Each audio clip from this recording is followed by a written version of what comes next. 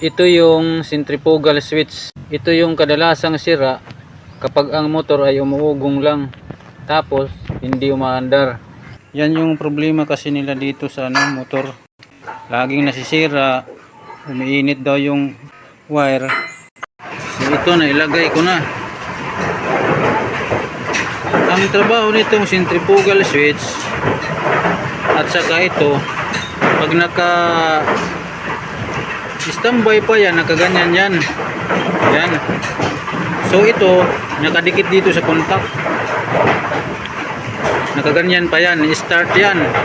Pag nag-switch on ka ng start, itong kapasitor ang gagana, starting kapasitor. Nakalagay yan dito eh, yan. Oh. Papunta yan dito, contact yan dito. Itong starting kapasitor ang gagana yan. Tatakbo yan ng mabilis. Ngayon, pag tumakbo na yan, itong centrifugal switch, aangat yan dito pag mabilis ng takbo, ganyan. So ngayon ito, bumitaw to. Itong contact dito, bumitaw yan. Oh. Tingnan mo. Oh. Ayan. Oh. Oh. Ayan. Pag nakaganyan na yan, running capacitor na ang nagdadala niyan. Running capacitor na ang magdadala niyan. Ay yung isa, yung capacitor. Ito, nakakunik ito dito. Winding to papunta sa motor dito. Ito naman sa capacitor. Yung running capacitor. So ito, kapag may problema ito dyan, yung mahina ang contact, hindi talaga yan aandar. Uugong lang yan.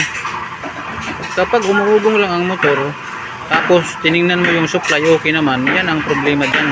Dalawa lang yan.